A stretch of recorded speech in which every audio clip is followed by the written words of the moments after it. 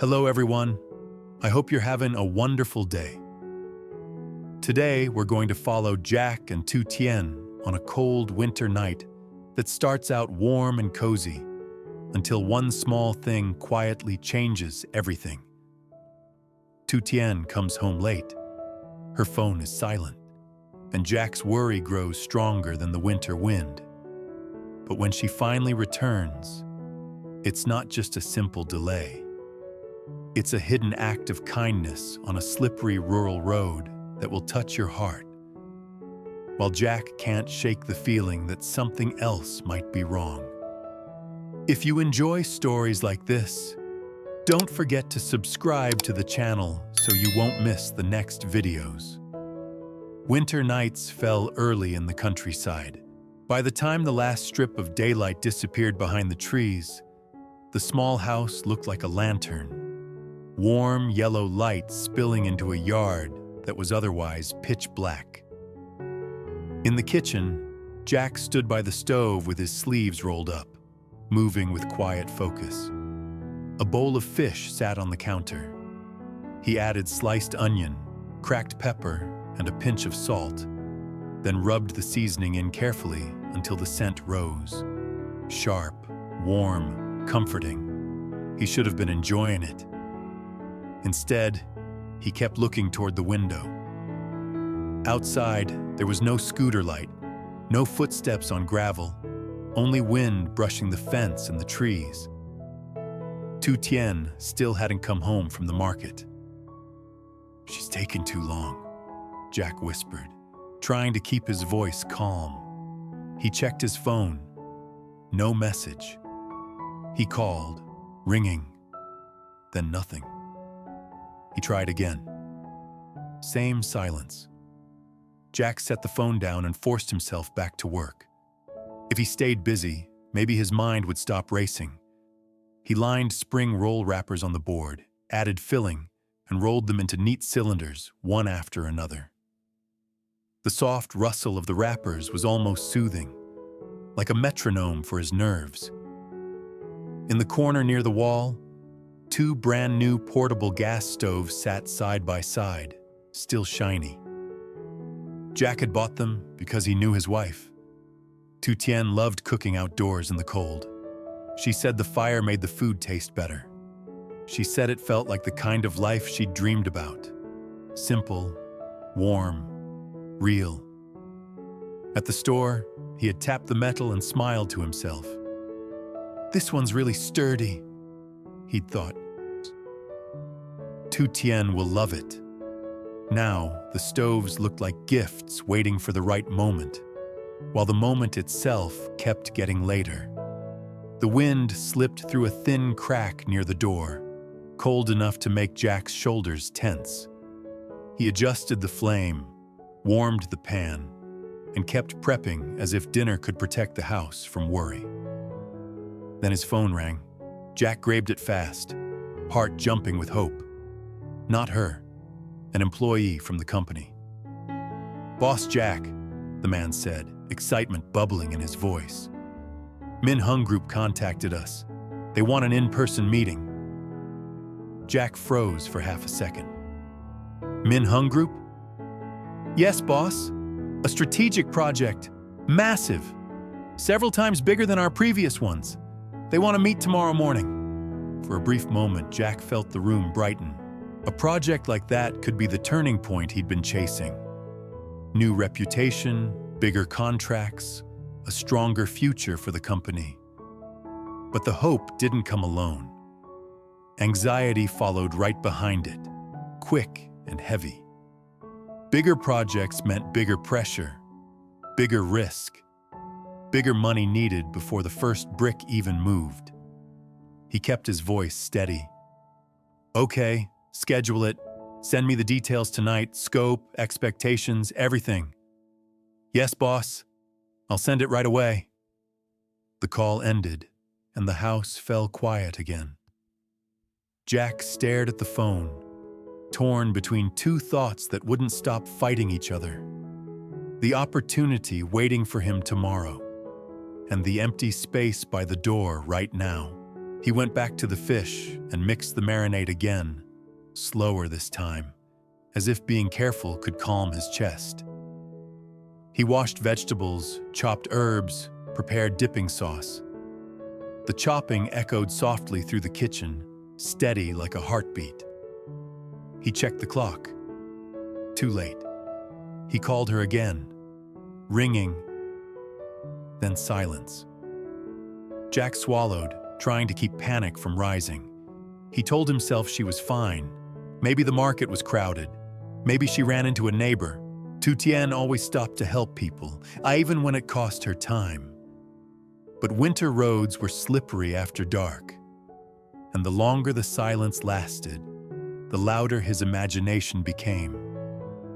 He turned one of the new portable stoves on, just to test it. A small flame flickered to life, bright, trembling, stubborn against the cold air. Jack watched it a moment longer than necessary. It looked like fragile hope. He turned it off and exhaled. Dinner was ready, fish prepared, spring rolls rolled, vegetables stacked. The house smelled like home, yet it felt incomplete. Jack wiped his hands and went to the door again, listening. Nothing. Then, finally, a sound outside. A soft creak of the gate. Footsteps. The rustle of plastic bags. Jack opened the door quickly, and cold air rushed in. Tu Tien stepped into the light, cheeks flushed from the wind, scarf slightly loose, hands full of bags. She looked tired, but she was smiling like she always did, as if the cold and the delay were nothing. Jack didn't scold her. He didn't demand an explanation. He just stared for a second, making sure she was truly standing there. "You're back," he said, voice low. Tu Tien blinked at his expression. "Of course I'm back. Why do you look like you've been holding your breath?" Jack took the bags from her hands, one by one. His fingers brushed her skin, cold. "Your hands are freezing," he said immediately. "It's winter, Jack," she laughed softly. "Everyone's hands are freezing." But Jack's eyes stayed serious. "You didn't answer your phone." Tu Tien paused, then hurried to pull it from her pocket. The screen was dark. "Oh, it died. I didn't notice." Jack closed his eyes briefly, relief loosening the tightness in his face. "Please," he said, quieter now. "Next time tell me before it dies. Or charge it. Anything. I worry." Tu Tien's smile faded into something gentler. "I'm sorry."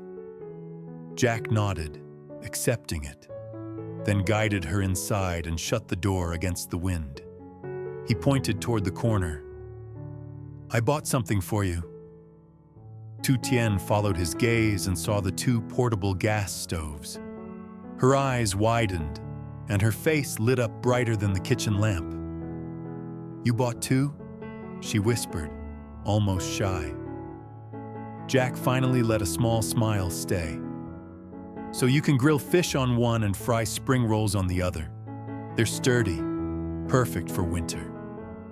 Tu Tien looked at him with warm, quiet gratitude. And for a moment, the house felt peaceful again. Warm light, warm food, warm hearts. Yet deep in Jack's chest, a faint unease still lingered, like a shadow behind the flame, waiting to be understood. Tu Tien's face lit up the second she saw the two portable gas stoves. "Jack, you bought these?" she asked, stepping closer like she didn't want to believe it yet. "Two," Jack said. "So you can grill on one and fry on the other. No more rushing back and forth." Tu Tien let out a shy laugh. "You really spoil me." Jack only nodded. "Come on, let's cook outside. You'll warm up faster." Minutes later, the yard glowed with firelight. Jack set the new stoves under the small roofed corner beside the garden, sheltered from the wind. Nearby, a small firewood pit crackled, and the cold air suddenly didn't feel so sharp. Oil warmed in a pan. Fish met the grill with a quick sizzle. The smell of pepper and onion drifted through the yard, and Tu Tien rubbed her hands near the flames like she was soaking in comfort. She unpacked the market bags, fresh greens, herbs, and a small bundle of star anise leaves. Then she looked up, eyes brighter. "I sold all the bananas today. Good price. Even the pineapples went fast." Jack's shoulders eased. "See? I knew you could do it." Tu Tien smiled, then hesitated. "I did forget something, though." "What?" Jack asked. "The ripening bananas at home. I didn't chop them earlier. I thought you'd be upset." Jack stared at her, then exhaled. "Tu Tien, I was worried you were hurt somewhere. I'm not going to scold you over bananas." Her expression softened. "I'm sorry I made you worry." Jack took her hands for a second. They were icy. "You're freezing." "It's winter," she said, laughing softly. "Of course I'm freezing." He dropped the spring rolls into the oil, and the pan began to sing. They worked side by side, washing greens, mixing dipping sauce, tearing lettuce. Quiet, steady, almost peaceful. Then Jack noticed it again. A quick scratch at her wrist, then along her forearm, subtle like she hoped he wouldn't see. Jack's voice turned careful. "How's the itchiness today?" Tu Tien's smile stiffened. "It's fine." "Fine like it's gone?" he asked. "Or fine like you're ignoring it?" She avoided his eyes. "Maybe it's dry skin, or an allergy to the weather." Jack kept his tone calm, but firm. "If it keeps happening, we go to a doctor. No excuses." Tu Tien paused. For a second, the firelight showed a tiredness in her eyes that didn't match her smile. Then she nodded quickly. "Okay, if it continues, we'll go." "Promise?" Jack pressed. "I promise," she said, trying to sound light again. "Now focus. Your spring rolls." Jack flipped them, but the worry didn't leave his face. It only hid behind his silence.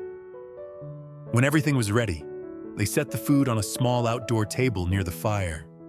The wind still moved through the yard, but the warmth pushed it back.